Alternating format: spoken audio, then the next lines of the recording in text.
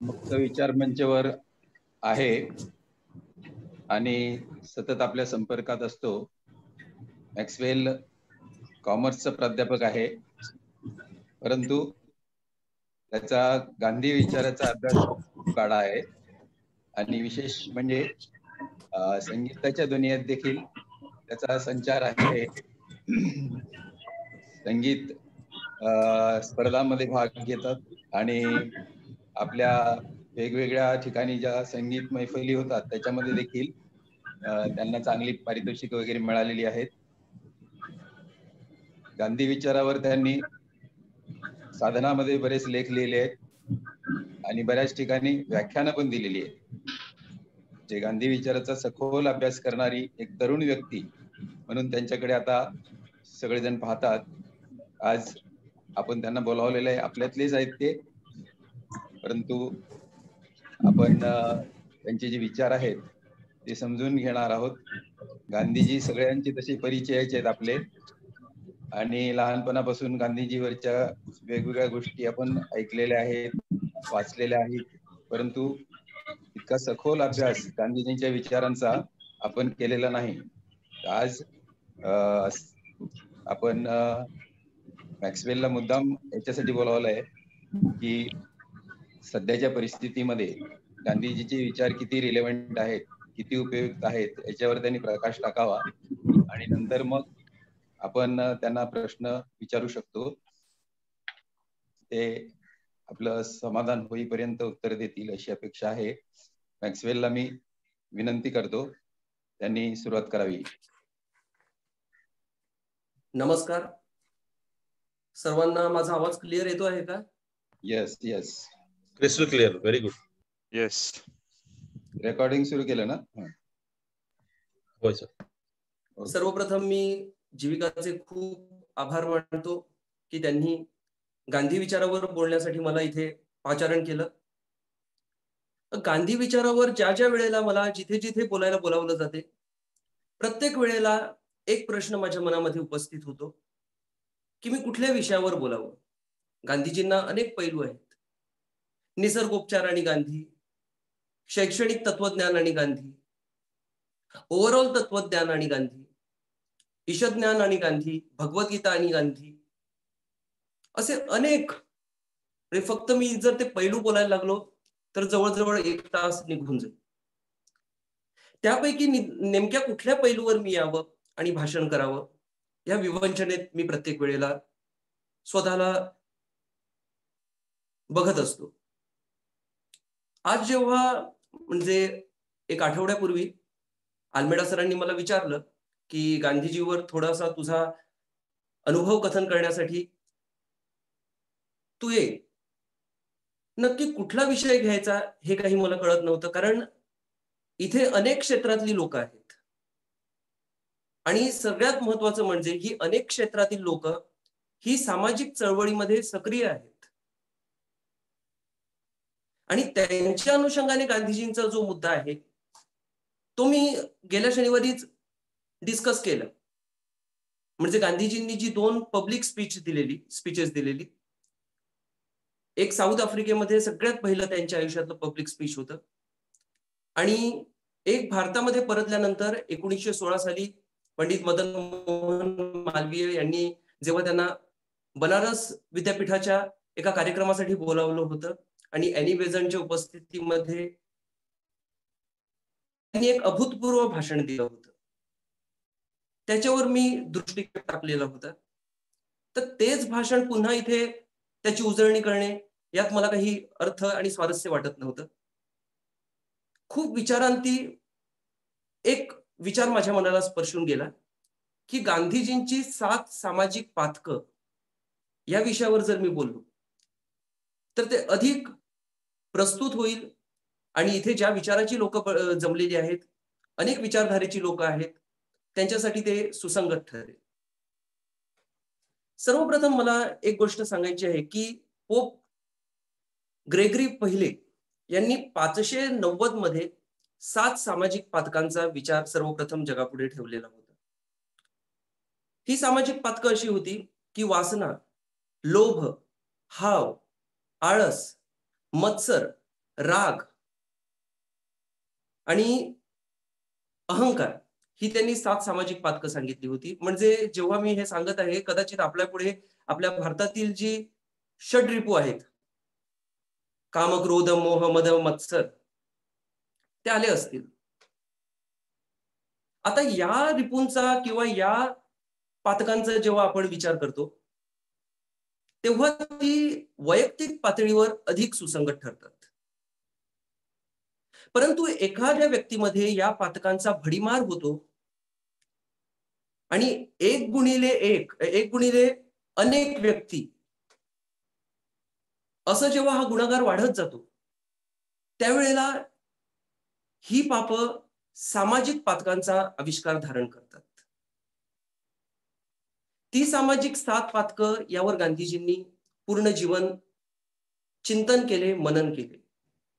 मी तर असं म्हणतो की गांधीजींची समग्र जी विचारसरणी आहे ती या 7 पातकांच्या भोवती सतत परिभ्रमण करत असते. आणि ही पातकं आपल्या आयुष्यात आणि आपल्या समाज जीवनामध्ये आपण कशी प्रतिबंधित करू शकू यावर गांधीजींचा कायम भर असतो. ही पाप अशी आहेत की पॉलिटिक्स विदाउट प्रिन्सिपल, तत्वाशिवाय राजकारण, वेल्थ विदाउट वर्क, कामाशिवाय संपत्ती, प्लेजर विदाउट कॉन्शियन्स, सतसत विवेक बुद्धीशिवाय तुम्ही जो जीवनामध्ये आनंदाचा अनुभव घेत असता तो, त्यानंतर नॉलेज विदाउट कॅरेक्टर, चारित्र्याशिवाय शिक्षण, कॉमर्स विदाउट मॉरॅलिटी, नैतिकतेशिवाय वाणिज्य, सायन्स विदाउट ह्युमॅनिटी, मानवतेशिवाय विज्ञान, आणि सगळ्यात महत्वाचं जे आहे ते वर्शिप विदाउट सॅक्रिफाईस, त्यागाशिवाय असलेली भक्ती. या सामाजिक पातकामध्ये गांधीजींचे पणतू अरुण गांधी यांनी देखील एका पातकाची भर टाकलेली आहे. आणि त्यानंतर मी देखील खूप चिंतन केलं, आपल्याकडच्या सामाजिक परिस्थितीचा आढावा घेतला आणि एक पाप मला देखील आढळलं, ते मी हळूहळू डिस्कस करत जाणारच आहे. सर्वात प्रथम असा प्रश्न उत्पन्न होतो की ही जी सामाजिक पातकं आहेत ती गांधीजींनी कुठल्या आधारावर लोकांपुढे ठेवलेली होती. तर लंडनमध्ये 1925 मध्ये फ्रेडरिक लुईस डॉनल्डसन यांनी या सामाजिक पातकांचा विचार सर्वप्रथम जगापुढे ठेवला. त्यानंतर गांधीजींनी 22 ऑक्टोबर 1925 मध्ये आपल्या यंग इंडिया या दैनिकामध्ये ही पाप लोकांपुढे आणली आणि त्यामध्ये त्यांनी असं सांगितलं की माझ्या एका मित्राने या पातकांची यादी मला पाठवलेली होती. आता ते मित्र कोण हे गांधीजींनी सांगितलं नव्हतं. कदाचित गांधींनी तिथूनच त्याच स्रोतातून ही पाप लोकांपुढे ठेवलेली असावीत असा माझा कयास आहे. आता ह्या पापावर जेव्हा आपण विचार करतो तेव्हा सर्वप्रथम मी असा विचार करत होतो की एक पाप घेऊन त्याच्यावर मी डिस्कस करत पुढे माझं भाषण नेतो. त्यानंतर माझ्या मनामध्ये दुसरा एक विचार आला की ही जी 7 पाप आहेत ही आजच्या सामाजिक परिस्थितीमध्ये इतकी गुंफलेली आहेत, त्यांची इतकी सरभेसळ झालेली आहे की एक पाप दुसऱ्या पापातून बाहेर काढणं हे खूप कठीण होऊन बसलेलं आहे. आणि त्याच वेळेला अजून एक गोष्ट आपल्याला ध्यानात घेतली पाहिजे की ही जी 7 पाप आहेत ती एका मागोमाग येत असतात. म्हणजे त्या इंग्रजीमध्ये आम्ही बोलू शकू की त्या कोरोलरी टू इच अदर. म्हणजे पॉलिटिक्स विदाउट प्रिन्सिपल आलं की वर्शिप विदाउट सॅक्रिफाईस आपोआप येणारच. सायन्स विदाउट ह्युमॅनिटी आपोआप येणार. कॉमर्स विदाउट मॉरॅलिटी हे त्याचंच एक लक्षण आहे. त्यामुळे एका पापावर बोलण्याऐवजी सरसकट सगळेच आपण सामाजिक विषय एकत्र करूया आणि या पापावर आज चर्चा करूया. गेल्या 2-3 दिवसांपासून जर्नलिझम किंवा पत्रकारिता या विषयावर खूप चांगला संवाद होत आहे. आणि कारण आपणा सर्वांना माहित आहेच, अर्णव गोस्वामी. आणि पत्रकारितेचा गळा घोटला जातोय असा मुद्दा काही विरोधक लोकांपुढे आणत आहेत. तो एक वेगळा विषय आहे. परंतु जर्नलिझम या विषयावर गांधीजी काय अपेक्षा व्यक्त करतात, तर गांधीजींनी त्यांच्या आत्मवृत्तामध्ये सरळ सांगितलेलं आहे की the sole purpose of journalism is to serve the society. समाजाची सेवा हे पत्रकारितेचे सगळ्यात महत्वाचे उद्दिष्ट आहे. आणि पुढे जाऊन ते असं म्हणतात की ज्याप्रमाणे बंधन नसलेला पाण्याचा लोंढा यामध्ये इतकी क्षमता असते की एका वेळेला तो संपूर्ण शहराला, संपूर्ण देशाला आणि अन्नधान्याला आपल्या पुराच्या विळख्यामध्ये बुडवू शकतो, त्याप्रमाणेच लगाम नसलेले पेन जर चालत राहिले, जर लिहित बसले, तर समाजाचा त्यामध्ये अधःपात होऊ शकतो. आज आपण पाहत आहोत की पत्रकारितेमध्ये आतमधील आवाज ऐकण्यापेक्षा आजचे पत्रकार बाहेरचा आवाज जास्त ऐकत आहेत.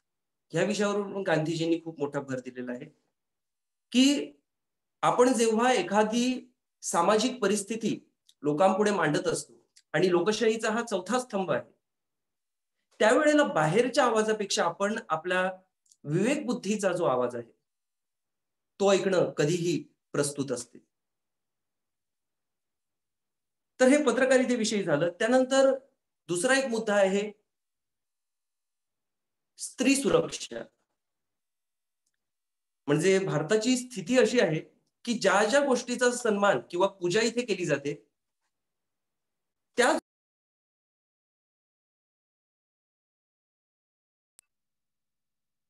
म्हणजे भारतामध्ये नदीची पूजा केली गेली, नदीला मातेचा दर्जा दिला गेला आणि नदीची सगळ्यात पथॅटिक अशी जी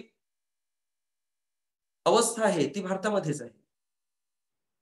भारतामध्ये शिक्षकांचा सन्मान केला गेला. शिक्षकांना गुरुदेवो भव, मातृदेवो पितृदेव आणि त्यानंतर गुरूंना स्थान देण्यात आलं. शिक्षकांचे सगळ्यात जास्त प्रश्न जर असतील तर ते भारतातच आहेत. म्हणजे थोडक्यात आमचे अल्मेडा सर जसे म्हणतात की कुठल्याही व्यक्तीचे विचार आपल्याला जर बंधनात आणायचे असतील तर त्या व्यक्तीला मंदिरामध्ये नेऊन ठेवा. तीच अवस्था स्त्रियांच्या बाबतीत देखील झाली. स्त्रीला पूजणारा समाज, परमेश्वरामध्ये अर्धनारीश्वर बघणारा समाज आणि आज सगळ्यात केविलवाणी अवस्था जी आहे ती स्त्रीचीच आहे.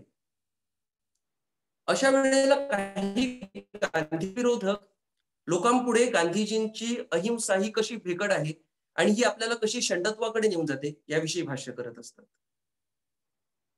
तर त्यावेळेला गांधीजींचा एक मजकूर जसाच्या तसा मला इथे वाचायला आवडेल, जो त्यांनी 1 मार्च 1942च्या हरिजन यावर साप्ताहिकामध्ये दिलेला होता. त्यामध्ये त्यांनी काय म्हटलेलं आहे बघा. म्हणजे जेव्हा असं सांगितलं जाते की गांधीजींची अहिंसा जी आहे ती भेकड आहे आणि ती अहिंसा आपण पालन केल्यामुळे आपण स्वतःची सुरक्षा करू शकत नाही, तर गांधीजींचं काय मत आहे ते आपण लक्षात घेऊया. When a woman is assaulted, she may not stop to think in terms of हिंसा or अहिंसा. एखाद्या स्त्रीवर जेव्हा अशी वेळ येते तेव्हा हिंसा आणि अहिंसा असा विचार करत बसण्याची ती वेळ तिच्यासाठी नाही. Her primary duty is self-protection. She is at liberty to employ every method or means that comes to her mind in order to define her honor. स्वतःचा सन्मान करण्यासाठी किंवा स्वतःचा बचाव करण्यासाठी तिच्या हातामध्ये जे काही साधन येते त्याचा ती वापर करू शकते. पुढे ते म्हणतात गॉड हॅज, आता सगळ्यात महत्वाचा मुद्दा आहे की God has given her nails and teeth. She must use them with all her strength and if need be die in the effort. म्हणजे तिला हात दिलेले आहेत, नख दिलेली आहेत, दात आहेत, त्याचा वापर करून तिने स्वतःचा बचाव केला पाहिजे, हे गांधीजी म्हणत आहेत. The man or woman who has shed all fear of death will be able not only to protect himself or herself but also others through laying down his life.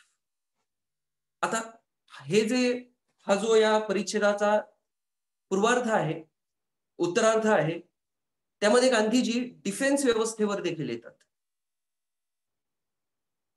म्हणजे काही लोकांचं असं मत असते की गांधीजींचा डिफेन्स सिस्टमला सुद्धा विरोध आहे.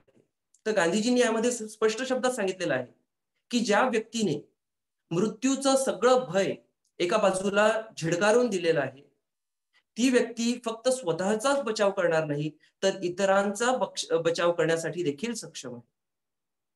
हे गांधीजींचे डिफेन्सचे विचार आहेत. परंतु एखाद्या संघटनेमध्ये कवायत करून आणि फक्त ती कवायत रविवारच्या साधनेपुरता ठेवून लष्कर व्यवस्थेबद्दल मोठमोठाले विचार मांडून आपल्याला गांधीजी समजणार नाहीत. त्यासाठी गांधीजींसारखंच अनुकरण करावं लागते. गांधीजींनी जे जे लिहिलेलं आहे ते सर्व त्यांनी व्यवहारामध्ये उपयोगात आणलेलं आहे, त्यानंतर त्यांनी लिहिलेलं आहे. गांधींच्या प्रत्येक शब्दांना कृतीचे अधिष्ठान आहे, हे आपण इथे लक्षात घ्यायला पाहिजे. त्यानंतर आपण राजकारणावर येऊया. गेल्या 3-4 दिवसापासून राजकारण हा मुद्दा देखील खूप चर्चेमध्ये आहे. सध्याचं जे राजकारण आहे, गेल्या वर्षी शशी थरूर यांनी इंग्रजी लोकसाहित्यातला एक खूप सुंदर शब्द त्यासाठी वापरला होता की स्नॉलिगॉस्टर, की हे राजकारण अत्यंत स्वार्थी होत चाललेलं आहे, हे व्यक्ती केंद्रित होत चाललेलं आहे, यामध्ये समाजाच्या भल्याचा विचार केला जात नाही. अशा वेळेला नील पॅट्रिक यांनी जी राजकारणाची व्याख्या दिलेली आहे ती मला आपल्यासमोर सर्वप्रथम ठेवायची आहे. की नील पॅट्रिक असं म्हणतात, the struggle in any group for power that will give one or more person the ability to make decision for the larger group is known as politics. आता ही जी व्याख्या आहे, या व्याख्येचे देखील आपण 2 भाग केलेले आहेत. पहिला भाग आपल्याला असं सांगतो की सत्ता मिळवण्यासाठी लोकांमध्ये जो संघर्ष आहे ते राजकारण आहे, आणि तो भागच आपल्या राज्यकर्त्यांनी अलीकडे उचलून धरलेला आहे, आणि त्यामुळे आपल्याला राजकारणामध्ये सत्ता संघर्ष हा प्रकर्षाने जाणवतो. परंतु याच व्याख्येचा जो दुसरा भाग आहे तो आपण पूर्णपणे दुर्लक्षित केलेला आहे. ती सत्ता आपल्याला कशासाठी हवी आहे, लोकांना आपण कशासाठी एकत्रित करायचं आहे, आपल्याला जे मिळालेले अधिकार आहेत त्याचा वापर लोकांच्या उपयोगासाठी, लोकांच्या भल्यासाठी आपण कसा करायचा आहे, हा जो या व्याख्येचा दुसरा भाग आहे तो आपण पूर्णपणे दुर्लक्षित केलेला आहे. त्यामुळे राजकारणाची आज ही अवस्था झालेली आहे. आज राजकारणामध्ये गांधीजी सारखे नैतिक विचार देणारे पुढारी नाहीत, किंवा असतील तर खूप अभावानेच. म्हणजे अब्राहम लिंकननी तर त्यांच्या पत्रामध्ये असं म्हटलेलं की प्रत्येक स्वार्थी राजकारणाच्या मागे एक न्यायपरायण आणि धर्मावर विश्वास असलेला असा एक पुढारी असतो. परंतु आज तशी परिस्थिती राहिलेली नाही. तर यावेळेला राजकारण कसं काय होत चाललेलं आहे, आता अमेरिकेमध्ये तर आपण पाहिलं, आणि सगळ्यात महत्वाची म्हणजे आशादायी चित्र जे आपल्यासाठी निर्माण झालेलं आहे ते म्हणजे ऑटोक्रसीवर डेमोक्रेसीने विजय मिळवलेला आहे. बिहारचे देखील निकाल आता काही दिवसात येतीलच. त्यामध्ये देखील राजकारण हा कसा काय अत्यंत गलिच्छ मार्गावर जात चाललेला आहे ते चित्र आपण पाहत आहोत. कालच साधनाचे माझे एक सहलेखक जगताप यांनी एक सुंदर साधनामध्ये त्यांचा एक लेख मी वाचला. त्यामध्ये त्यांनी सांगितलं की भारताचे आणि युएसएचे जे संबंध होते, जे नैसर्गिक होते, कारण दोन्ही देश लोकसत्तेवर विश्वास ठेवणारे आहेत, ते सहज सुंदर आणि नैसर्गिक संबंध आज कुठेतरी व्यक्ती केंद्रित झालेले आहेत. हा राजकारणाचा विषय अधिकाधिक विवेक मंचावर चर्चेला गेला पाहिजे, आणि राजकारण कसं समाज केंद्रित होईल यावर आपला भर आपण दिला पाहिजे. आता मी गांधीजींचे पणतू अरुण गांधी यांनी जे 8वं पातक सांगितलं ते आपणापुढे ठेवत आहे. ते 8वं पातक असं आहे की राईट्स विदाउट रिस्पॉन्सिबिलिटी. खरं तर तसं बघितलं तर मानवी सभ्यतेचा जो विकास होत चाललेला आहे आणि त्याची जी काही गती आहे ते पाहता मला असं वाटत होतं की ही जी सामाजिक पातकं गांधीजींच्या काळामध्ये म्हणजे डोनाल्डसननी ठेवलेली 1925 मध्ये, त्या पातकांची संख्या कमी व्हायला हवी. म्हणजे ती 7 वरून 5 वर यायला हवी, 4 वर यायला हवी, तर ती पातकांची संख्या वाढत चाललेली आहे. त्याच वेळेला मी असा देखील विचार केला की ती संख्या वाढत चाललेली नाही, तर एका पापाचा विस्तार वाढत चाललेला आहे.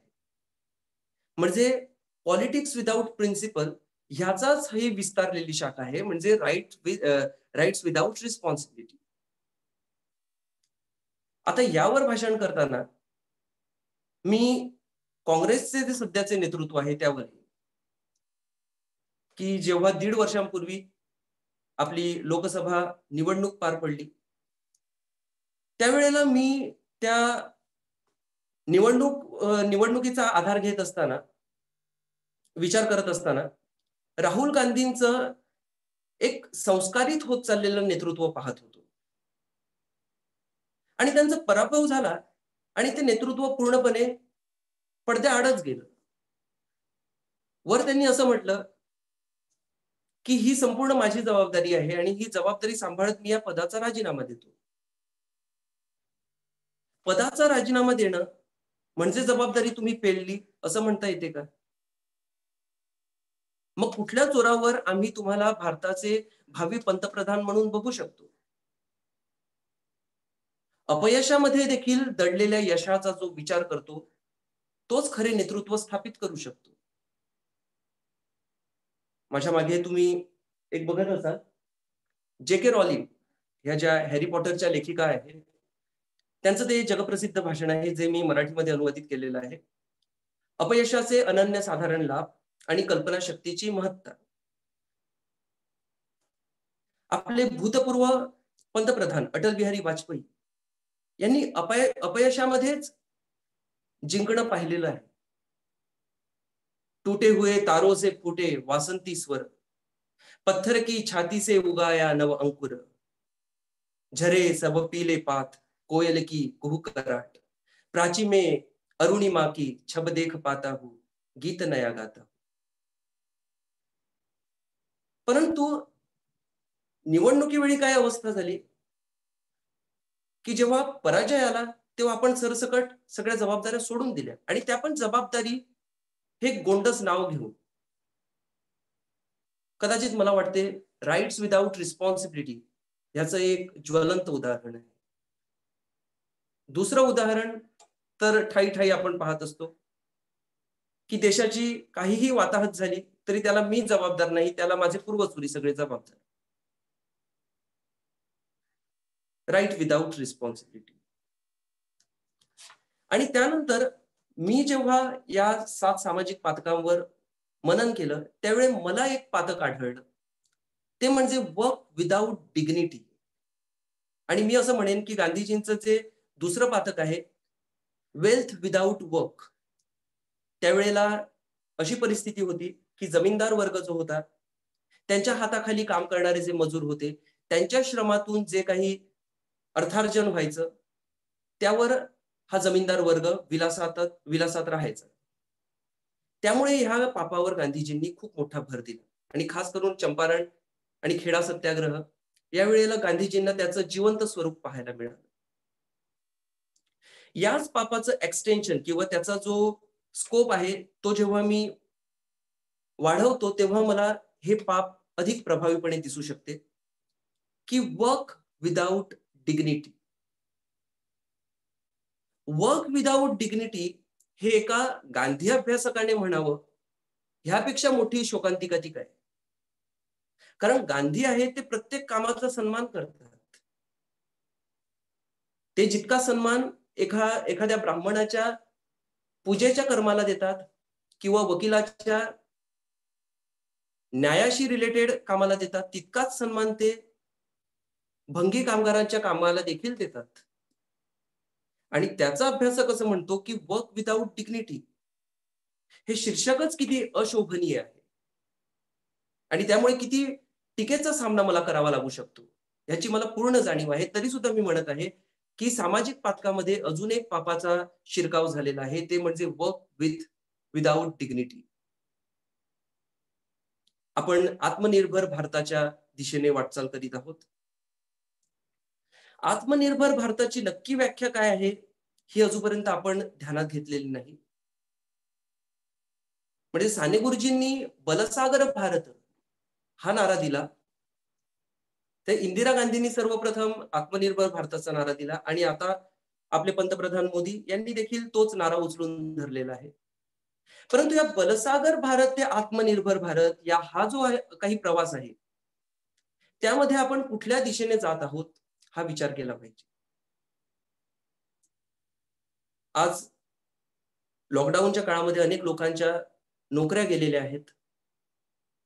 कित्येक परदेशी कामाला असलेली लोक मायदेशामध्ये परत आलेले आहेत आणि त्यांनी अनेक जोडधंदे चालू केलेले आहेत.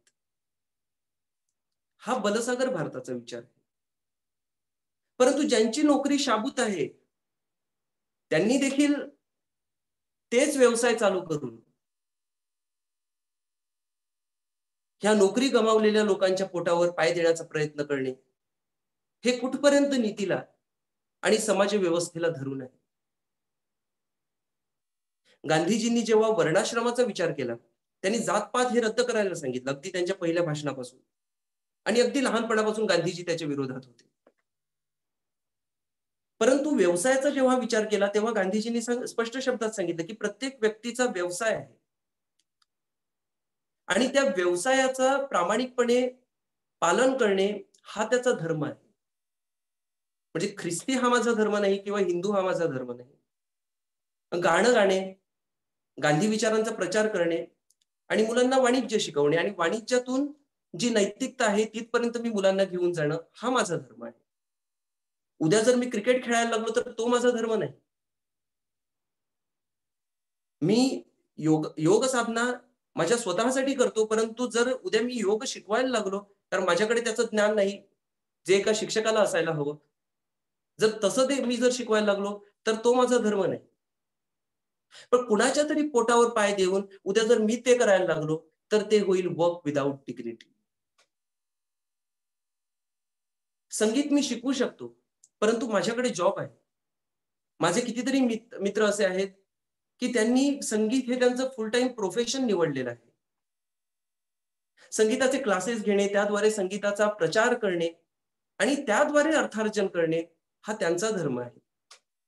अशा वेळेला जर मी संगीताचा क्लास चालू करत असेल, त्यातही मी गळेकापू स्पर्धेचा अवलंब करत असेल आणि कमी फी चार्ज करून जास्ती मुलांचा लोंढा माझ्याकडे आकर्षित करत असेल तर ते वर्क विदाउट डिग्निटी आहे.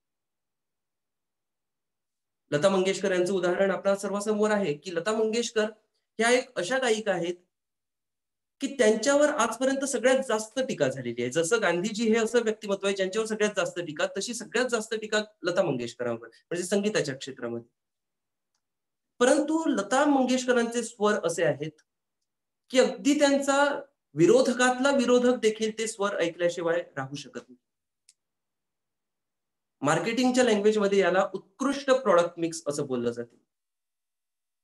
तुमचं प्रॉडक्टच असं बनवा की लोक आपसुकच तुमच्याकडे येतील. परंतु आपल्याला काय करायला लागते, आज आपण युट्यूबवर बघतो, please like, share and subscribe my channel. म्हणजे आपल्या स्वतःच्याच कर्तृत्वावर आपला स्वतःचाच विश्वास नाही. Work without dignity. आता इथे अजून एक प्रश्न माझ्या पुढे काही लोक उपस्थित करू शकतात की जर तुम्ही लाईक, शेअर अँड सबस्क्राईब असं जे लोक म्हणत आहेत त्याच्या विरोधात बोलत असाल तर मग तुमच्या मार्केटिंगचं जे ऍडव्हर्टाइजमेंट आहे ते काय? जाहिरात ही एक वेगळी गोष्ट आहे आणि जाहिरातीद्वारे आपण आपल्या प्रॉडक्टची माहिती इतर लोकांपर्यंत पोहोचवत असतो आणि ते जाहिरातीचं मुख्य उद्दिष्ट आहे. परंतु तुम्ही आमचंच प्रॉडक्ट घ्या किंवा जाहिरातीमध्ये काही अनैतिक गोष्टी दाखवल्या जात आहेत की एका पुरुषाने एखादा बॉडी स्प्रे मारल्यामुळे सगळ्या स्त्रिया त्याच्या मागे लागलेल्या आहेत, ही जाहिरातीची मुख्य कल्पना नाही. ह्या सगळ्या गोष्टी जेव्हा जाहिरातीमध्ये येतात तेव्हा ती जाहिरात अनैतिक ठरते. आणि सुसंगत जाहिरात जी ग्राहकांसमोर आपल्या उत्पादनाची यथायोग्य माहिती पोहोचवते, त्याला माझा कधीच विरोध नसतो. त्याप्रमाणेच ज्या वेळेला तुम्ही एखादा व्हिडिओ किंवा तुमची कला युट्यूबच्या माध्यमातून किंवा कुठल्याही माध्यमातून लोकांपुढे आणत असतात, तेव्हा जर खरोखर एखादी माहिती पुरवण्याच्या इराद्याने तुम्ही येत असाल तर त्याला माझा विरोध नाही. परंतु पुन्हा पुन्हा तुम्हाला जर लोकांना सांगायला लागत असेल की मला सबस्क्राईब करा, मला लाईक्स द्या, माझ्या व्हिडिओंना कमेंट्स करा, तर त्याचा देखील समावेश वर्क विदाउट डिग्निटी यामध्ये होतो. त्यानंतर नॉलेज विदाउट कॅरेक्टर. आता वर्क विदाउट डिग्निटी यामध्ये अजून एक गोष्ट मी इथे उदाहरण देऊ इच्छितो की काही IITतली लोक, ह्या लोकांचा मुख्य धर्म काय आहे की यांनी नवनवीन शोध लावावेत आणि हरित तंत्र प्रणाली जी आहे ती या जगापुढे ठेवावी, जेणेकरून जगाचा अगदी सुंदरपणे विकास होईल, निसर्गाशी हातमिळवणी करून विकास होईल. परंतु ही लोक आज वेगळ्याच मार्गाकडे भरकटत आहेत. त्यांनी असे वेगवेगळे ऍप्स तयार केलेले आहेत आणि ते ऍप्स पण कमर्शियल ऍप्स आहेत की अगदी लहान मुलाला कुठकुठले संस्कार आपण देऊ शकतो. मग त्यांना फ्रेंच भाषा शिकवली जाते लहान मुलगा म्हणजे सुप्तावस्थेमध्ये असताना, त्यांना वेगवेगळी चित्र दाखवली जातात. अर्थात ह्या सगळ्या गोष्टींची गरज आहे, परंतु त्यामध्ये जी विकासावस्था आहे बालकांची ती आपण ध्यानात घ्यायला पाहिजे. आणि हे सगळं काम आहे ते एज्युकेशनिस्टचं आहे, म्हणजे शिक्षण तज्ञांचं आहे. ते काम ह्या लोकांनी घेतलेलं आहे. त्यामुळे वर्क विदाउट डिग्निटीच्या नावाखाली आपोआप शैक्षणिक संस्थेमध्ये नॉलेज विदाउट कॅरेक्टर हे पाप अधिक मोठ्या स्वरूपामध्ये वाढत आहे. आता नॉलेज विदाउट कॅरेक्टर म्हणजे आपल्याला भल्याबुऱ्याची जाण आहे, परंतु आपण त्यामधले जे योग्य आहे ते करण्यासाठी धजत नाही. जानामि धर्मम नचमे प्रवृत्ती, जानामि अधर्मम नचमे निवृत्ती असं म्हणणाऱ्या दुर्योधनासारखी आपली स्थिती होऊन बसते. तेव्हा त्याला आपण म्हणू शकू की नॉलेज विदाउट कॅरेक्टर. अगदी गांधीजींनी जेव्हा ही 7 सामाजिक पातकं आपल्या यंग इंडियामध्ये ठेवली, तेव्हा त्यांनीच असं म्हटलं, जसं मी सांगितलं की त्यांच्या एका मित्रांनी त्यांना पाठवली होती आणि त्यांच्या मित्राची अशी इच्छा होती की ही जास्तीत जास्त लोकांपर्यंत पोहोचली पाहिजेत. आणि त्यानंतर गांधीजींनी असं म्हटलेलं आहे, to know not only through the intellect but to know them through the heart so as to avoid them. फक्त ज्ञानातून त्याची मीमांसा झाली पाहिजे नाही, तर त्याचं आकलन तुम्ही हृदयातून करून घेतलं पाहिजे. श्रमिकांचे जे प्रश्न आहेत ते तुम्ही हृदयातून समजून घेतले पाहिजे, तरच तुम्ही त्या श्रमिकांसाठी काम करू शकता. आणि त्यामुळे नॉलेज विदाउट कॅरेक्टर हे जे सामाजिक पाप आहे हे टाळण्यासाठी गांधीजींनी नई तालीम या जगापुढे ठेवली. आजकाल जसं कुठल्याही गोष्टीमध्ये म्हणजे खादीचे महागडे कपडे घालायचे असतील तर त्यासाठी देखील गांधीजींचं नाव घेतलं जातं आणि त्या सुंदर खादीच्या नावाखाली आपण गांधी विचारांची कत्तल करत असतो. त्याप्रमाणे आता जे नवीन शैक्षणिक धोरण आलेलं आहे 2019चं, त्याची सुरुवात देखील गांधीजींच्याच या अथांग आणि सुंदर विचारांनी केलेली आहे. परंतु त्याचं अनुनय कुठपर्यंत होईल, कुठपर्यंत आपण गांधीजींच्या विचारावर ही नई तालीम किंवा नवीन शैक्षणिक धोरण राबवू शकू, हा एक कुतूहलाचाच विषय आहे.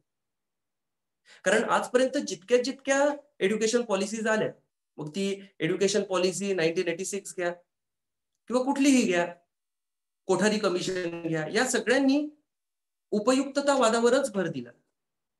परंतु प्रत्यक्षात जेव्हा नई तालीमचा विचार आला तेव्हा आपण त्याला दुर्लक्षितच करून टाकलं. कारण नई तालीम मध्ये एकाच वेळेला आदर्शवाद आहे, त्यामध्ये उपयुक्ततावाद आहे आणि त्यामध्ये निसर्गवाद देखील आहे. आदर्शवाद अशासाठी की जे जे चांगलं आहे, जे जे सुंदर आहे, मंगल आहे, ते सगळं शिक्षण व्यवस्थेमध्ये यावं. निसर्गवाद अशासाठी की आपण निसर्गाच्या सानिध्यात राहून शिकायचं आहे. कित्येक गोष्टी अशा असतात, मी तर म्हणेन की संपूर्णतः आपण सगळ्या गोष्टी निसर्गामध्येच शिकू शकतो. लिओ टॉल्स्टॉयने देखील म्हटलेलं आहे की निसर्ग हाच सर्वोत्तम गुरु आहे. तर त्यामुळे नई तालीम प्रत्यक्ष आपल्या आयुष्यामध्ये कसं आणता येईल ह्याचा आपण विचार केला पाहिजे. आणि नई तालीम आणण्यासाठी कॅरेक्टर बिल्डिंगवर गांधीजींनी सगळ्यात मोठं महत्वाचा भर दिलेला आहे. गांधीजींनीच नाही तर जितके जितके एज्युकेशनिस्ट होऊन गेले, मग त्यामध्ये लिओ टॉल्स्टॉय जर घेतले तर लिओ टॉल्स्टॉयचं एक सुंदर वाक्य आहे की the understanding of life is the basis and fundamental of all the things. आपण स्वतःच्या आयुष्याला जर योग्य प्रकारे ओळखू शकलो तर इतर सगळ्या गोष्टी आपसुकच येतील. त्यानंतर स्वामी विवेकानंद यांनी देखील म्हटलेले की education is the manifestation of divine already existed in human being. प्रत्येक मनुष्याच्या अंतरंगामध्ये जो एक दैवीपणा लपलेला आहे त्याची जर आपण प्रचिती घेतली तर आपोआप आपल्याला शिक्षण व्यवस्था समजेल. आणि शिक्षण खरं ज्ञान काय आहे, नाही ज्ञानेन सदृशम पवित्रमिहं विद्यते, ज्ञान आहे ते आपसुकच आपल्यामधून पाझरेल. त्या दिशेने आपल्याला आता वाटचाल करायची. आणि हे सगळं करत असताना आपण गांधीजींची सगळ्यात महत्वाची जी शिकवण आहे ती लक्षात घ्यायला हवी, ती म्हणजे स्वराज्य. जरी गांधीजींनी टिळकांनी जी स्वराज्याची मोहीम दिली तीच पुढे नेण्याचं काम केलं, तरी गांधीजींची स्वराज्याची व्याख्या ही थोडीशी वेगळी होती. गांधीजींचं स्वराज्य हे व्यक्तिगत स्वराज्य होतं. जर प्रत्येक व्यक्तीने स्वतःच्या आयुष्यामध्ये स्वराज्याचा अवलंब केला तर या जगामध्ये सर्वोदय होण्यासाठी वेळ लागणार नाही, असं गांधीजींचं तत्व शिकवत होतं. आज आपल्याला आत्मनिर्भर भारत करायचं आहे. आज आपल्याला गांधीजींची नई तालीम परत आणायची आहे. आज आपल्याला स्त्री सुरक्षेचा विषय अधिकाधिक प्रभावीपणे समाजापुढे आणायचा आहे आणि आपल्या प्रत्यक्ष आयुष्यामध्ये आपल्याला त्याचा अवलंब करायचा आहे. अशा सगळ्या वेळेला गांधीजींचं एकच तत्व आपल्याला उपयोगी ठरू शकते, ते म्हणजे स्वराज्य. आपण स्वपातळीवर ज्या प्रकारे वागतो, ज्या प्रकारे आचरण करतो, त्याद्वारेच आपण राष्ट्राला दिशा देऊ शकतो. आपले भूतपूर्व राष्ट्रपती डॉक्टर अब्दुल कलाम यांनी इंडिया विजन 2020 हे जे पुस्तक लिहिलं, त्या पुस्तकामध्ये त्यांनी एका विकसित भारताचं स्वप्न पाहिलं. ते स्वप्न ज्या काळामध्ये त्यांना पूर्णत्वास न्यायचं होतं त्या काळामध्ये आज आपला देश एका वेगळ्याच महामारीचा सामना करत आहे. आणि आपला देशच नाही, संपूर्ण विश्व त्याचा सामना करीत आहे. आणि त्यावेळेला अब्दुलजींचं ते स्वप्न आणि गांधीजींचा स्वराज्याचा नारा यांचा जर सुयोग्य संगम आपण साधला तरच आपण खऱ्या आत्मनिर्भरतेच्या दिशेने, खऱ्या बलसागर भारताच्या दिशेने प्रयाण करू शकू, असा माझा आशावाद आहे. जय वसुंधरा.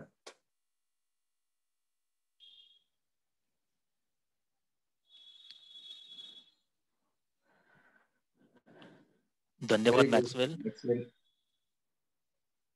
खूप छान बोललास आणि गांधीजींच्या पातकांचा आणि आजच्या सामाजिक स्थितीचा सुंदर असा समन्वय दाखवून दिला. आता मला वाटते आपले जे श्रोते आहेत त्यापैकी कोणाला काही प्रश्न विचारायचे असतील तर अवश्य विचारा. मॅक्सवेल, तुमचा हा जो प्रवास आहे गांधी सर, एक मिनिट सर, मला अजून 2 मुद्द्यावर बोलायचं होतं, पण मी असं ठरवलेलं की ते 2 मुद्दे आपलं डिस्कशन झाल्यानंतर मला बोलायचे. म्हणजे जे काही प्रश्न आहेत त्या सगळ्यांचं निराकरण झाल्यानंतर ते 2 मुद्दे मला बोलायचे. ओके, ठीक आहे. माझा असा प्रश्न आहे की गांधी विचाराकडे तुम्ही कसे वळलात सुरुवातीपासून? असं आहे, सगळ्यात पहिलं म्हणजे माझ्या घरामध्ये समाजवादी वातावरण होतं. माझे जे सगळ्यात मोठे काका आहेत ते समाजवादी चळवळीमध्ये खूप मोठे कार्यकर्ते होते आणि त्यांच्याद्वारे नेहमी माझ्या घरामध्ये गांधीजींवर, पंडित नेहरूंवर चर्चा होत असत. त्यावेळेला गांधीजी ह्या व्यक्तिमत्वाने माझ्या बालमनाचा ताबा घेतलेला होता आणि कुठेतरी मनामध्ये मला आढळून आलं होतं की गांधी हीच व्यक्ती अशी आहे की जी ख्रिस्तानंतर या जगाला मिळालेली एक मोठी देणगी आहे. त्यानंतर जेव्हा मी साधारण ग्रॅज्युएशन झालो आणि कित्येक लोक अशी गांधीजीवर गलिच्छ टीका करू लागली, त्यावेळेला मला ती टीका खटकायची, परंतु माझ्याकडे काही उत्तर नसायचं, कारण मी स्वतः गांधीजींचं एक देखील पुस्तक वाचलं नव्हतं. मग मी ठरवलं की या लोकांना मला उत्तर द्यावंच लागेल, कारण गांधीजी हे काहीही असो, हे महान व्यक्तित्वच आहे. मला काही माहिती नसताना देखील माझ्या मनाने ते ग्राह्य करून घेतलेलं होतं. तर मग मी गांधीजींवर वाचायला सुरुवात केली. जसं जसं वाचायला सुरुवात केली, मला वाटलं अरे च्या, हे तर संगीतच आहे, हे तर एक सामाजिक संगीत आहे. ज्या संगीतामध्ये मला आवड आहे त्यापेक्षा हे काही असं वेगळं नाही. मग मी गांधीजीवर वाचन करतच गेलो. मी कॉमर्स जेव्हा शिकवायला लागलो तेव्हा मला समजलं, अरे वा, हे तर सामाजिक वाणिज्य देखील आहे.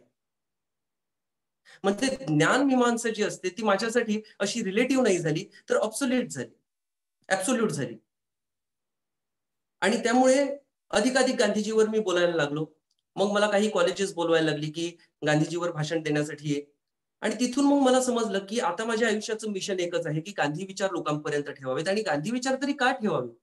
कारण धर्माधर्माच्या ज्या भिंती या मानवजातीमध्ये आज उभारल्या गेल्या आहेत, त्या भिंती नेस्तनाबूत करणं हे मी माझ्या जीवनाचं ध्येय ठरवलं. आणि त्या नेस्तनाबूत करण्यासाठी गांधीजी हे खूप प्रभावी अवजार आहे असं मला वाटलं. आणि त्यामुळे मी गांधी विचारांचा अधिकाधिक अभ्यास करत गेलो आणि अजूनपर्यंत मी त्या विचारांचा शोध घेत आहे. तर असा हा माझा गांधी विचारांचा प्रवास आहे. व्हेरी गुड, छान. आता आपल्या श्रोत्यापैकी ज्यांना प्रश्न विचारायचे असतील त्यांनी विचारा. सचिनजी, तुम्ही तुमचा प्रश्न डायरेक्ट विचारू शकता. सचिन मेंडेस. मॅक्सवेल, माझा प्रश्न असा आहे की आपण उत्क्रांतीवादाचा जो सिद्धांत पाहतो डार्विनचा, हो, तो असं सांगतो की तुम्ही बदलांना सामोरं गेलं पाहिजे आणि तसं तुमच्यामध्ये बदल गेला पाहिजे. तर सध्याची जी परिस्थिती बघितली तर ते गांधीजीचे विचार आहेत ते पकडून आयुष्य किंवा जीवन जगणं शक्य आहे का? किंवा त्याला नवीन जगाच्या दृष्टिकोनातून ते वेगळ्या पद्धतीने आत्मसात करायला हवेत. काय वाटतंय त्या बाबतीत? मला इथे आता सचिन मेंडिस साहेबांना असं देखील सांगायचंय की ज्या वेळेला मी गांधीजींवर थोडं थोडं असं लिखाण करायला सुरुवात केली होती, त्यावेळी मेंडिस साहेबांनीच मला सगळ्यात पहिल्यांदा सांगितलेलं की गांधीजी आणि आधुनिक परिस्थिती याचा समन्वय करायला तू जरासं लिखाण चालू कर. तर तिथून मला ती प्रेरणा मिळालेली, हे देखील मी सांगतो. आणि त्यानंतर मला आता या मुद्द्यावर यायचं आहे जो तुम्ही आता प्रश्न विचारला. तर गांधीजींनी स्वतःच त्यांचं, मी जे तुम्हाला सांगितलं की जी 2 पब्लिक स्पीच आहेत, तर पहिल्या पब्लिक स्पीच मध्ये त्यांनी इंग्रजी भाषेवर भर दिलेला. आणि त्यांचं जे दुसरं पब्लिक स्पीच होतं जे त्यांनी भारतामध्ये केलेलं, जे 1916 साली होतं, त्यावेळेला त्यांनी असं सांगितलं की आज या गंगेच्या किनारी वसलेल्या या विद्येच्या मंदिरामध्ये मी उभा आहे आणि तुम्हाला इंग्रजीमध्ये भाषण मला करून द्यावं लागते, यापेक्षा मोठी शोकांतिका ती कुठली? म्हणजे हे जे परिवर्तन आहे विचारांमध्ये, हे गांधीजींनीच त्यांच्या आयुष्यामध्ये बघितलेलं आहे. तर गांधीजींचे जे विचार आहेत, इतर विचार म्हणून मी म्हणतो, म्हणजे काही विचार आहेत ते गांधीजींनी स्वतःच परिवर्तित केलेले आहेत, परंतु काही विचार जे आहेत जे शाश्वत आहेत, जे ख्रिस्ताने बुद्धाने दिलेले, त्या बाबतीत गांधीजींनीच असं म्हटलेलं आहे की हे विचार माझे नाहीत, तर हे विचार अत्यंत जुने आहेत. आणि ते इतके जुने आहेत की जितके आपले हे डोंगर आणि पर्वत जुने आहेत. आणि त्यामुळे ह्या विचारांची प्रासंगिकता असा हा प्रश्नच येऊ शकत नाही की ते रेलिव्हंट आहेत की नाहीत, हा प्रश्नच दुय्यम आहे. त्यामुळे गांधीजींचे म्हणजे विचार ते हे शाश्वतच आहेत. फंडामेंटल आहेत असं? हो, ते फंडामेंटल आहेत. आणि तो गांधी युग असू द्या किंवा टिळक युग असू द्या किंवा ते येशू ख्रिस्ताचं काळ असू द्या, त्या कुठल्याही काळामध्ये ते सुसंगत आहेत. म्हणजे थोडक्यामध्ये असं आपण जसं आपण एव्हरग्रीन म्हणतो तसे ते एव्हरग्रीन आहे. आता जसं तुम्ही सांगितलं की आपण आपल्या वैयक्तिक आयुष्यामध्ये गांधीजींचे विचार कसे काय आणू शकतो, तर आज आपण ज्या व्यवस्थेचा भाग आहोत त्या व्यवस्थेमध्ये तसं जर आपण पाहिलं, आपण खूप चांगल्या प्रकारे जर त्याचं चिंतन केलं, तर आपल्याला आढळून येईल की 50% तरी आपण गांधी विचारांचंच पालन करत असतो. जसं डिफेन्स सिस्टम जी आहे, गांधीजींनी सांगितलं की डिफेन्स करणं किंवा राष्ट्राची सुरक्षा करणे ही जबाबदारी स्टेटची आहे, म्हणजे सरकारची आहे. आणि त्यामुळे तिथे आपल्याला हिंसा किंवा हिंसा हा विचार करता येत नाही, परंतु जेव्हा आपण स्वपातळीवर हिंसेचा विचार जेव्हा करतो तेव्हा ते चूक आहे. तिथे आपण अहिंसा ठेवायला पाहिजे. तर आज आपण कुठेतरी त्याच दिशेमध्ये आहोत की आपल्या देशाची जी सुरक्षा व्यवस्था आहे ती कुठल्या संघटनेच्या हातामध्ये नाही किंवा कुठल्या संस्थेच्या हातात नाही, ती आपल्या सरकारच्या हातात आहे आणि सरकार ती भूमिका निभावत आहे. त्यामुळे कुठेतरी आपण गांधी विचारावरच आहोत. दुसरं, आत्मनिर्भरतेच्या बाबतीमध्ये मी जेव्हा आता हा विचार मांडला की वर्क विदाउट डिग्निटी, हा विचार जरी आपण चुकीने पकडलेला असला तरी कुठेतरी आपण लघु उद्योगाच्या दिशेने जात आहोत. म्हणजे तो जर विचार आपण बरोबर जर पकडला, त्याच्यावर योग्य मंथन केलं, तर आपण गांधी विचारावरच आज चालत आहोत. फक्त त्याचं व्यवस्थित मार्ग आपण आखायला हवा, असं माझं मत आहे. त्यामुळे आपण कितीही अमान्य केलं तरी आज आपण गांधी विचारावरच आहोत आणि त्या विचारांद्वारेच आपण आपलं भवितव्य साधू शकतो. Okay, thank you.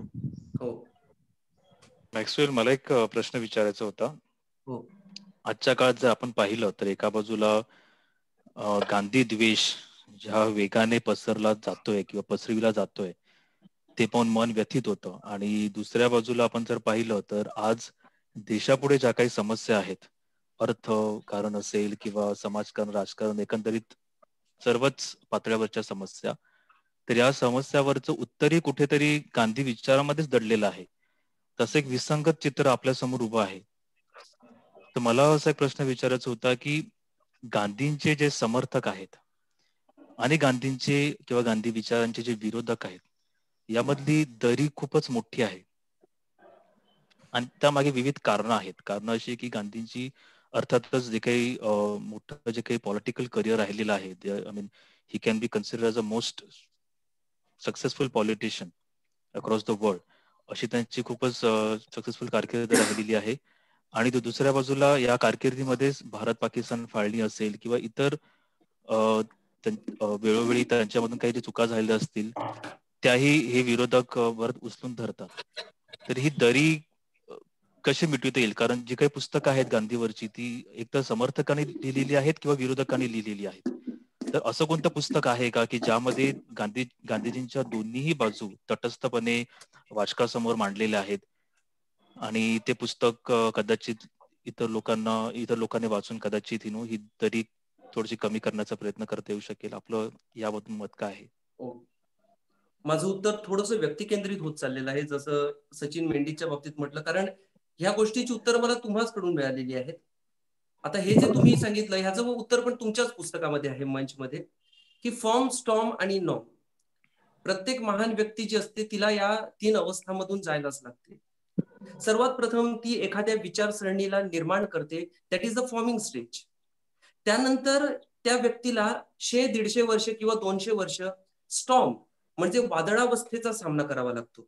त्या अवस्थेमध्ये त्या व्यक्तीवर अत्यंत खालच्या स्तरावर येऊन टीका केली जाते. म्हणजे आपण शिवाजी महाराजांचं देखील बघितलेलं आहे की त्यांनी स्वराज्याची स्थापना केली, ही एक फॉर्मिंग स्टेज होती.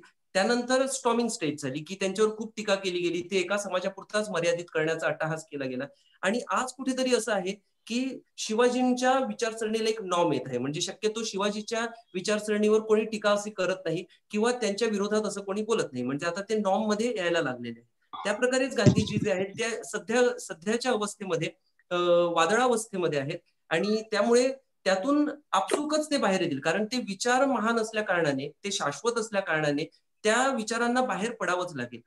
त्यानंतर तुमचा जो दुसरा प्रश्न होता की अशा कुठल्या पुस्तकामध्ये गांधीजींच्या दोन्ही बाजू आपल्याला तपासता येतील, की जे गांधीजींचे टीकाकार आहेत ते आणि जे गांधीवादी आहेत ते, या दोन्ही बाजू. तर अशी पुस्तकं आज खूप कमी झालेली आहेत. पण त्यावेळेला मी असं सांगू शकतो की वेगवेगळे मुद्दे आहेत, जसं गांधीजींचं अहिंसा. तर त्या अहिंसेच्या मुद्द्यावर गांधींनी काय बोललेलं आहे हे आपण पाहू शकतो. आणि त्याच्यावर टीका करणारे मेसेजेस तर संपूर्ण दिवस व्हॉट्सअपवर येतच असतात. गांधीजींची हत्या ही नक्की ज्या कारणासाठी केली गेली आणि त्यामध्ये जे फाळणीचं कारण पुढे लावण्यात आलं किंवा 55 करोडांचं कारण पुढे लावण्यात आलं, त्यासाठी आपण 2 साधी सोपी पुस्तकं आहेत. मी अशी खूप डिटेल मधली पुस्तकं सांगणार नाही, की महात्म्याची अखेर हे जे जगन फडणवीसांचं पुस्तक आहे ते, आणि दुसऱ्या बाजूला, कारण कधीही सत्याचा आपल्याला जर शोध घ्यायचा असेल तर आपल्याला दोन्ही बाजू तपासाव्या लागतात. तर एका बाजूला जगन फडणवीसांचं ते पुस्तक आहे ते, आणि दुसऱ्या बाजूला गांधी हत्या आणि मी किंवा 55 कोटींचे बळी हे गोपाळ गोडसेंनी लिहिलेलं पुस्तक आहे. ह्या दोन्ही पुस्तकांचा अभ्यास आपण करू शकतो आणि तुलनात्मक अभ्यास जेव्हा आपण करू तेव्हा आपल्याला जी काही सत्य बाजू आहे ती आपल्यासमोर येईल. या बाबतीमध्ये जर मला कोणी विचारलं की तुझा आदर्श कोण, तर मी नक्कीच सांगेन प्राध्यापक शेषराव मोरे.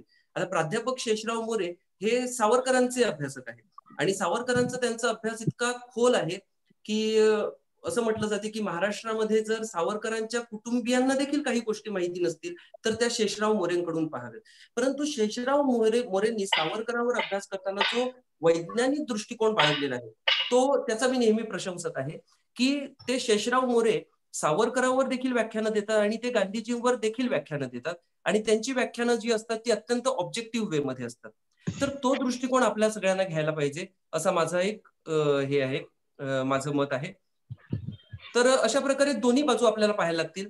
एकाच पुस्तकामध्ये तुम्हाला दोन्ही बाजू मिळणार नाही. त्यासाठी वेगवेगळी पुस्तकं आजच्या वाचक वर्गाला आणि जिज्ञासू वर्गाला चाळावी लागतील. ओके, धन्यवाद. अजून हॅलो मॅक्सवेल.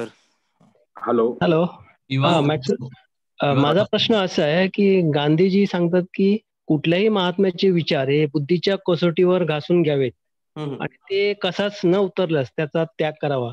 म्हणजे गांधी विचाराला आपण विवेकी विचार असं म्हणू शकतो का किंवा म्हणता येईल का? आता कसं आहे की हा जो विचार आहे की कुठल्याही महात्म्याचा विचार असू द्या तो अंतिम आहे हे मानणं हे चुकीचं आहे की अल्टिमेट नाही तो. गांधी विचार देखील आजच्या काळामध्ये जर आणायचे असतील तर मी आता सरळ धोती आणि पंचाने पाहिजे की आजच्या घडीला स्वराज्य किंवा स्वदेशी म्हणजे काय आहे त्याची कालसुसंगत व्याख्या मला करायला लागेल. आणि जसं मी तेव्हा सांगितलं की गांधीजींनीच त्यांच्या जीवनामध्ये अशा प्रकारची परिवर्तन आणलेली आहे की जो विचार त्यांनी 1893 साली केलेला तो विचार त्यांनी 1903 येईपर्यंत बदललेला आहे.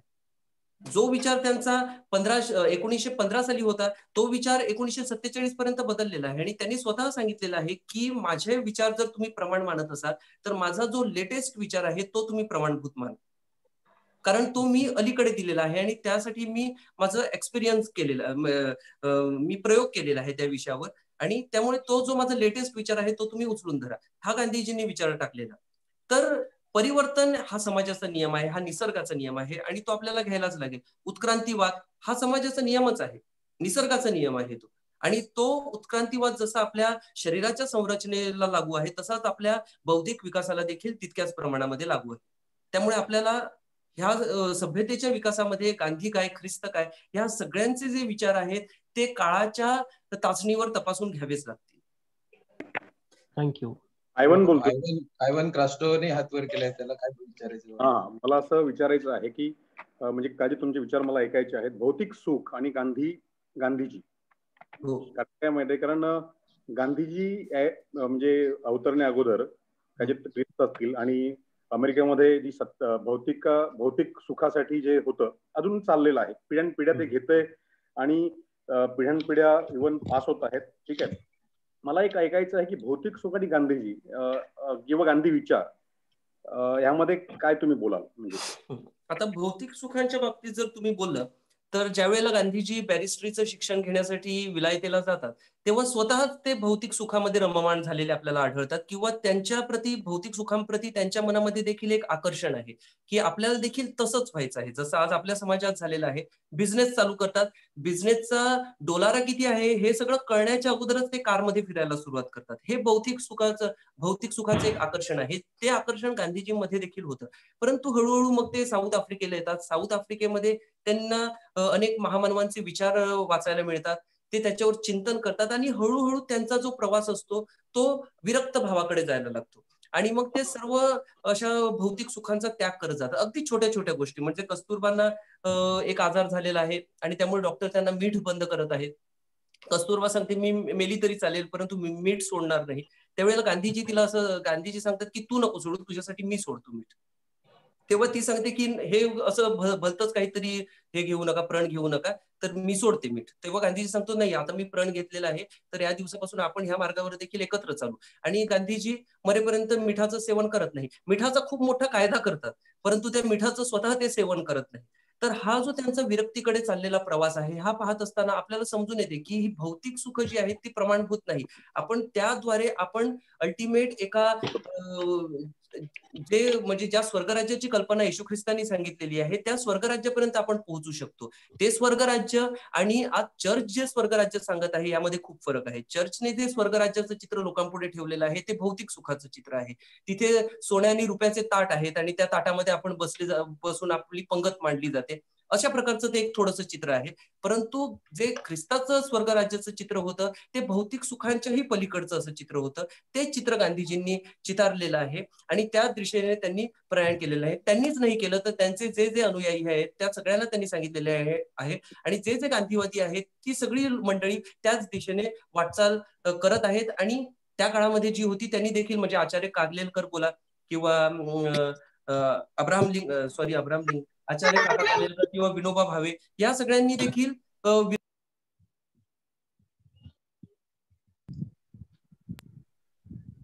हॅलो हा मॅक्सवेल आवाज येतोय?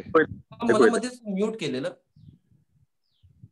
हा, तर असा गांधीजींचा जो स्वतःचा प्रवास आहे तो भोगवादाकडून विरक्ततेकडे आहे. तर तसाच प्रवास या जगाला देखील करायचा आहे आणि जर तसा केला तरच या जगाचं अस्तित्व शाबूत राहू शकते. म्हणजे येशू ख्रिस्ताचे जे 7 धन्योद्गार आहेत त्याच्यावर मी चिंतन करत होतो की आत्म्याने दीन ते धन्य किंवा नम्र ते धन्य, शोषित ते धन्य, न्यायनीतीसाठी ज्यांचा छळ झालेला आहे ते धन्य. आणि ख्रिस्त त्यांचा खूप मोठा गौरव करतात. श्रमिकांचा गौरव ख्रिस्ताने केलेला आहे. म्हणजे त्यामध्ये ख्रिस्ताला काय सांगायचं आहे की ज्या वेळेला हे जग हे विरक्त भावाला, हे त्यागाला ओळखेल, ज्या वेळेला या जगामध्ये आपण आपली ओळख एखाद्या शक्तिमान गटाची नाही तर दुर्बलांची दाखवू, त्यावेळेस या जगाचा आणि सभ्यतेचा विकास होऊ शकतो. तोच विचार गांधीजींच्या जीवनातून आपल्यापर्यंत आलेला आहे. सॉरी मॅक्सवेल, म्हणजे मला कळलं आणि खूप चांगले विचार तुम्ही मांडलेले आहेत, पण विकास आणि विरक्ती हे थोडंसं कॉन्ट्राडिक्टरी वाटतंय. कारण काय माहितीये, तुम्हाला सांगतो, अर्थ प्रगती किंवा समाज प्रगती ही गांधींच्या विचार एक नेते म्हणून ठीक आहे, ते आपल्याला सांगू शकतील. पण मी समजा गांधी विचार म्हणजे अवलंबिला, ओके, किंवा गांधींची विरक्ती अवलंबिली किंवा आत्मसात केली आणि प्रत्येकाने असं केलं तर जग पुढे जाईल का? मला असं वाटतं की कुठेतरी आपण कम्युनिझम किंवा ह्या ठिकाणी जातोय का थोडंसं, असं मला वाटतं. कारण काय माहिती, मी तुम्हाला सांगतो विरक्ती आणि मी त्यासाठीच भौतिक सुख आणि गांधीजी विचारांचं तुम्हाला प्रश्न विचारला, यासाठी की विरक्ती आणि समाज विकास किंवा अर्थ प्रगती हे कसं जमेल? हा, आता हे जे तुम्ही विचारलं त्यासाठी म्हणजे तुम्ही समाजकारणाने बोलत असल्यामुळे मी 3 मुद्दे तुमच्या पुढे टाकेन की ज्या वेळेला आपण आपल्या उद्योग समूहामध्ये किंवा प्रॉफिट मॅक्झिमायझेशनचा आपलं जे गोल आहे, जे आपण प्रत्येक व्यक्तीचं असते, मी देखील जॉब करतो तो पैशाचा अर्थार्जनासाठीच करत असतो. तर त्यावेळेला सगळ्यात पहिला जो मुद्दा येतो तो सोशल रिस्पॉन्सिबिलिटीज. म्हणजे आज जे आपण कॉर्पोरेट सोशल रिस्पॉन्सिबिलिटीज हे जे मॅन्डेटरी झालेलं आहे 2013च्या कंपनी ऍक्ट नुसार, तर त्याचा विचार होतो. त्यानंतर तुम्ही जे सांगितलं कम्युनिझम, हा विचार त्यानंतर येतो. म्हणजे ज्या वेळेला लोक आपल्या सामाजिक जबाबदाऱ्या ओळखू इच्छित नाहीत त्यावेळेला एन्फोर्समेंट बाय लॉ म्हणजे कायद्याद्वारे त्यांच्यावर सक्ती केली जाते. आणि सगळ्यात जो अल्टिमेट विचार आहे तो गांधीजींचा आहे ट्रस्टीशिप. आता आपल्याला ट्रस्टीशिप पर्यंत जायचं आहे तर आपल्याला हे जे 2 विचार आहेत त्याचं पालन करायलाच लागेल.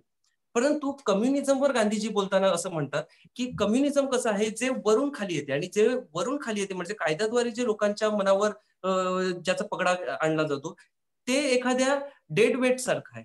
परंतु जी गोष्ट खालून वर जाते ती खूप प्रभावीपणे लोकांपर्यंत जाऊ शकते. खालून वर म्हणजे जर मनाचा विकास झाला, जर आपल्याकडे असलेली संपत्ती आपण लोकांच्या फायद्यासाठी वापरली तर त्याचा अधिक चांगला वापर होऊ शकतो. आता जसं तुम्ही सांगितलं की असं जर गांधीजींचा हा जो समाजवादाचा विचार आहे तो जर आपण पकडला तर आपण आर्थिक प्रगती साधू शकतो का? तर गांधीजींचं असं मत आहे की आर्थिक प्रगती साधण्यापेक्षा आपण किती स्वावलंबी आहोत आणि आपल्या रोजच्या गरजा पूर्ण करण्यासाठी आपण किती सक्षम आहोत हे महत्वाचं आहे. म्हणजे इथे एक मुद्दा आपल्याला लक्षात घेतला पाहिजे की गांधीजींचं महत्व आहे प्रॉफिट मॅक्झिमायझेशनवर नसून त्यांचं जे महत्व आहे ते तुम्ही किती स्वावलंबी आहात आणि तुमच्या रोजच्या गरजा ज्या आहेत त्या पूर्ण करण्यासाठी तुम्ही किती सक्षम आहात हे महत्वाचं आहे. तर गांधीजींच्या विचाराद्वारे आपण खूप मोठी अशी इकॉनॉमिक अचिव्हमेंट, इकॉनॉमिक डेव्हलपमेंट साधू नाही शकत आणि ते गांधीजींचं स्वप्न पण नाही, ते येशू ख्रिस्ताचं पण स्वप्न नाही. परंतु त्या विचारांचा आधार घेऊन आपण नक्कीच एक सक्षम राष्ट्र असं बनवू शकतो की ज्यामध्ये गरीब श्रीमंत ही दरी आपल्याला आढळणार नाही, तर सगळे सामाजिक घटक एकाच स्तरावर असतील आणि त्यामधील काही बिझनेसमॅन, एलिट ग्रुप हा जो आहे यांच्याकडे पैसा भरपूर आहे परंतु तो पैसा ते स्वतःच्या लाभासाठी ठेवणार नाही तर त्याचा वापर ते समाजाच्या भल्यासाठी करतील. जो ट्रस्टीशिपचा विचार त्यांनी टाकलेला आहे, त्यांनी सांगितलं कम्युनिझम जर आलं तर बिझनेसमॅन काय करू शकतील? काही करून आपली संपत्ती सरकारच्याच ताब्यात जाणार आहे किंवा ती लोकांमध्ये वाटली जाणार आहे. त्यामुळे संपत्ती कमावण्याचा त्यांचा जो मूलभूत जो गुण आहे, जी कला आहे, ती कला कुठेतरी ते त्याचा त्याग करतील.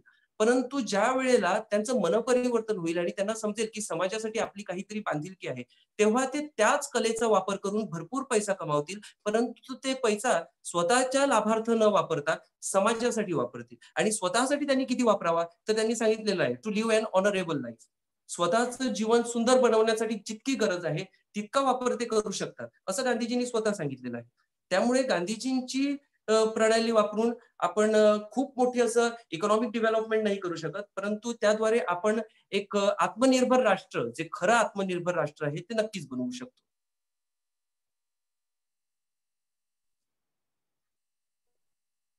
मॅक्सवेल, तुम्हाला आता काय मुद्दे मांडायचे होते ते पूर्ण करून. हो, आता माझी मतांमध्ये 1-2 पॉइंट्स येऊन गेले की आता सोशल रिस्पॉन्सिबिलिटीज, आपण मोठमोठे विचार मांडतो की ट्रस्टीशिप किंवा येशू ख्रिस्ताने जी स्टुअर्डशिप सांगितलेली आहे किंवा संत पौलाने स्टुअर्डशिपचा अनुभव हे केलेला आहे, आधार घेतलेला आहे प्रेषितांच्या कृत्यामध्ये वगैरे आपल्याला ते वाचायला मिळते. आपण मोठमोठ्या गोष्टी करतो, वल्गना करतो की आपल्याला तिथपर्यंत जायचं आहे, परंतु त्या अगोदर सगळ्यात पहिली जी अवस्था जी मी आता सांगितली, सामाजिक जबाबदाऱ्या, त्याचं आपण पालन करतो का? म्हणजे आज जे लॉकडाऊन चालू झालेलं आहे, लॉकडाऊन मध्ये प्रायव्हेट कर्मचाऱ्यांचा पगार काही संस्थांमध्ये बंद करण्यात आलेला आहे. अगदी त्यामध्ये काही धर्मसंस्था देखील आहेत ज्यांनी हा पगार बंद केलेला आहे, ते त्यांचा विचार करत नाही. आता इतक्या वर्षाचा आपला जो रिझर्व्ह आहे तो आपण कधी वापरणार? ही कोरोनाची जी परिस्थिती आहे ती काही 10 वर्ष 15 वर्ष अशी काही टिकणारी नाही, ती फार फार 2 वर्ष टिकेल. तर त्या 2 वर्षामध्ये आपण आजपर्यंत जो काही रिझर्व्ह केलेला आहे, कॉन्टिंजन्सी फंड केलेला आहे, तो आपण वापरू शकतो आणि आपण आपल्या कर्मचाऱ्याच्या भल्याचा विचार करू शकतो. तर सगळ्यात पहिलं आपल्याला सामाजिक जबाबदाऱ्या ओळखायला लागतील, मग ट्रस्टीशिप आणि स्टुअर्डशिप आहे हे खूप दूरचे विचार आहेत, तिथपर्यंत आपलं मग मार्गक्रमण होऊ शकते. तर हा विचार सगळ्या संस्थांनी, धर्मसंस्थांनी आणि इतर संस्थांनी देखील करायला पाहिजे. दुसरं म्हणजे आता आज एसटी सन्मान यात्रा आहे, तर खूप चांगली गोष्ट आहे, कारण मला अशा काही गोष्टी कळालेल्या आहेत की एसटी मध्ये हे जे कर्मचारी आहे यांना गेल्या 3-4 महिन्यापासून पगार मिळालेला नाही. आता पगार जर मिळाला नसेल तर ही लोक कशी काय त्यांच्या आर्थिक जी घोडदौड आहे ती कशी काय सांभाळू शकतात? तर त्यासाठी हा विचार सगळ्यात पहिला झाला पाहिजे. सोशल रिस्पॉन्सिबिलिटी, गांधी हे खूप पुढचं तत्व आहे, परंतु आपण अजूनपर्यंत सोशल रिस्पॉन्सिबिलिटीज ओळखायला तयार नाही, तर समाजाने तो विचार केला पाहिजे. दुसरा म्हणजे विवेकवादाचा विचार. खूप प्रभावीपणे आपल्या ग्रुपवर यावर नेहमी डिस्कशन चालू असते की आणि वेगवेगळे गट असतात, आस्तिकवादी गट असतात, नास्तिकवादी गट असतात. मुळात असं आस्तिकवाद नास्तिकवाद असं काही नाहीच, कारण प्रत्येकाची एक व्याख्या वेगवेगळी असते. एकाची नास्तिकवादाची व्याख्या आणि दुसऱ्याची नास्तिकवादाची व्याख्या यामध्ये खूप फरक असतो. परंतु यावेळेला मला एक असा विचार मनामध्ये दाटून येतो की जेव्हा आपण विवेकावर भाषण करू लागतो किंवा विवेकावर बोलू लागतो, तेव्हा इतरांच्या मताचा सन्मान केलाच पाहिजे आणि ते फक्त शब्दातून नाही तर अगदी मनातून, अंतःकरणाच्या तळ कोपऱ्यातून आपण प्रत्येकाच्या विचारांचा सन्मान केला पाहिजे आणि त्याचं मत काय आहे ते आपण जाणून घेण्याचा प्रयत्न केला पाहिजे. तरच खरा विवेक जो आहे तो आपल्याला समजू शकतो. म्हणजे इव्हन मी गांधीवादी म्हणून आजकाल मी पाहिलेलं आहे की कित्येक गांधीवादी सावरकरांवर अत्यंत गलिच्छ भाषेमध्ये टीका करत असतात. मग तसं जर झालं तर गांधीवाद्यामध्ये आणि सावरकरवाद्यामध्ये फरक तो काय? गांधी स्वतः त्यांच्या हल्ल्यातून जर वाचले असते तर नथुराम गोडसेला माफी करणारे सगळ्यात पहिले गांधीच असले असते.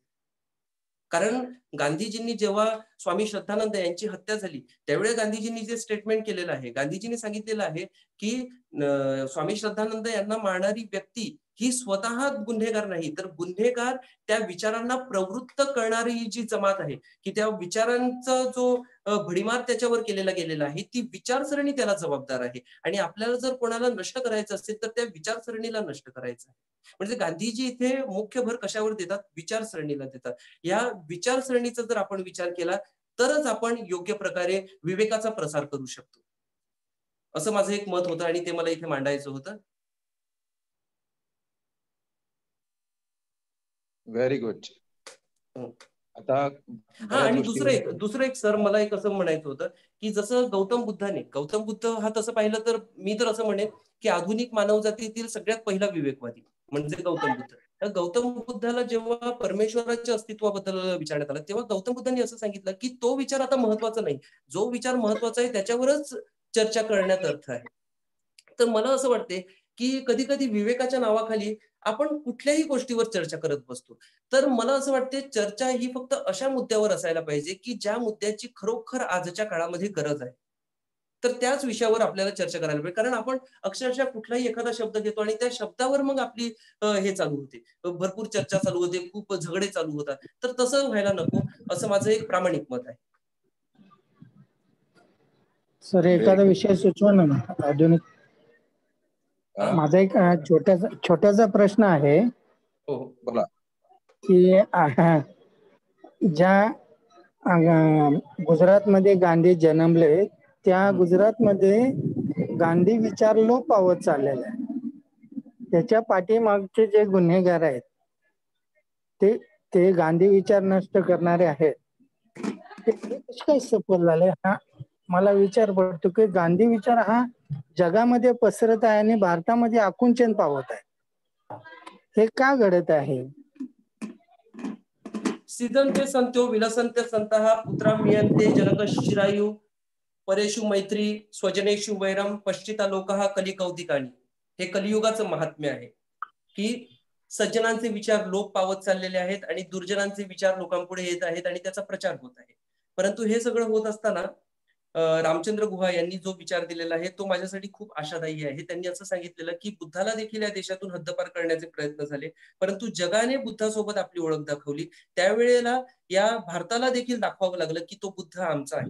त्याप्रमाणे गांधींना देखील या भारतातून हद्दपार करण्याचे प्रयत्न खूप प्रभावीपणे चाललेले आहेत, परंतु जग गांधीजींची आपली ओळख दाखवत आहे. आणि त्यामुळे एक दिवस असा येईल की भारताला देखील सांगायलाच लागेल छाती ठोकपणे की हो, आम्ही देखील गांधी विचारांचेच आहोत आणि आम्हाला देखील त्यांच्याच विचारावर मार्गक्रमण करायचं.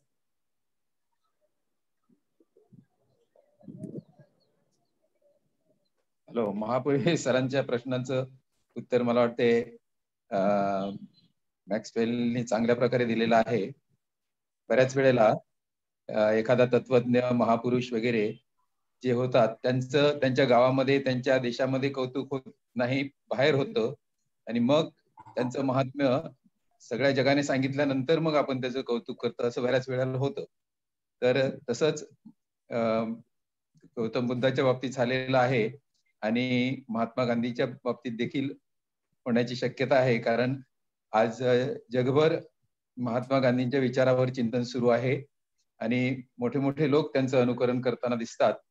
मग ते बराक ओबामा असो किंवा मार्टिन ल्युथर किंग असो, त्यांच्या सगळ्या कृतीमध्ये ते आदर्श म्हणून महात्मा गांधींना पुढे ठेवतात.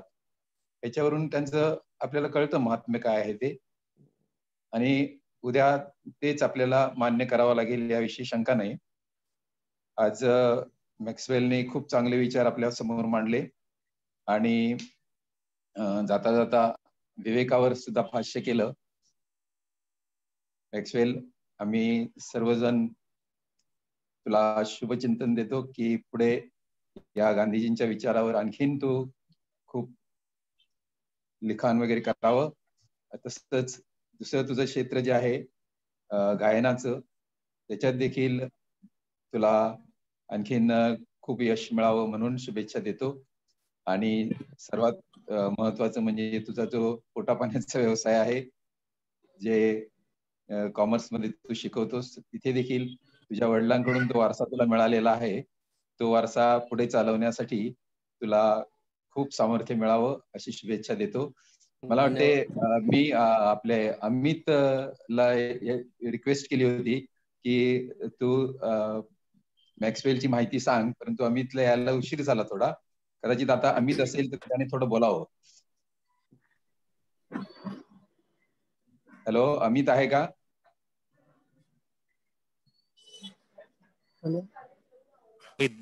अमित आहे, आवाज येत नाहीये. सर कोणत्या कॉलेजला तुम्ही कोणता विषय शिकवता? नरसी मोंजी आणि माझा कॉमर्स विषय. कोणता? SP, OC, BK? बीके आणि ओसी. बीके. विशेष म्हणजे त्यांचे वडील जे आहेत ते माझे मित्र आहेत. अँड्रू सर म्हणून त्यांना सगळेजण ओळखतात आणि आपल्या परिसरातील बरेचसे कॉमर्सचे विद्यार्थी जे आहेत त्यांना अँड्रू सरांचा स्पर्श झालेला आहे.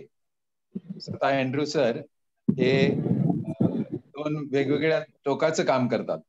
म्हणजे जसं मॅक्सवेल कसं एका बाजूला गांधी विचार, दुसऱ्या बाजूला संगीत, तसं अँड्रू सर हे एका बाजूला कॉमर्स आणि दुसऱ्या बाजूला कार्पेंटर, अशा प्रकारे दोन्ही क्षेत्रामध्ये प्रभुत्व असलेले अशी एक व्यक्तिमत्व आहे. ऍक्च्युली गांधी विचार आणि संगीत हे तसं काही वेगळं नाही. कारण मला आता माझ्या गुरुजींनी, माझे जे संगीतातले माझे गुरु आहेत, त्यांनी मला फक्त एक अट घातलेली आहे आणि त्या अटीवर त्यांनी मला भाषण करण्याची परवानगी दिलेली आहे. त्यांनी असं सांगितलेलं आहे की भाषण झाल्यानंतर 1 तास तू मौन व्रत ठेवायचं. असं जर तू करणार असशील तरच मी तुला भाषण करण्यासाठी परवानगी देईन, कारण ते तुझ्या गळ्यासाठी खूप महत्वाचं आहे. आणि आता मौन व्रत हे गांधी विचारांपेक्षा जास्त कोण सांगू शकते. त्यामुळे मला असं वाटतं की गांधी विचार आणि संगीत हे सगळं एकच आहे. हे फक्त ज्ञानाचा हा प्रवाह आहे. हा, व्हेरी गुड. यस.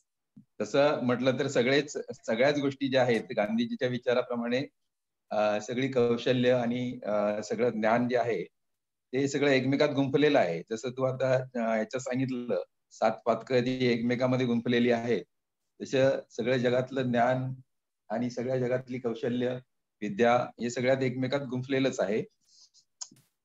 मला वाटते मी आता काही बोलण्याच्या स्थितीतच नाही. आपण वाइंड अप करूया. पुन्हा एकदा मॅक्सवेलचे आपल्या मुक्त विचार मंचतर्फे आभार. पुन्हा तुम्ही आपल्या या ग्रुपवर जॉईन व्हा. आम्ही तुमचं स्वागत करू. त्या निमित्ताने आपल्या विवेक मंच आणि विचाराच्या प्रगल्भतेची वाढ होईल. Thank you very much. आणि सर्व सहभागी श्रोत्यांचे देखील मी आभार मानतो.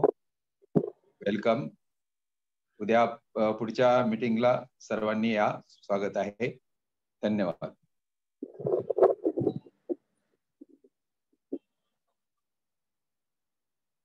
धन्यवाद.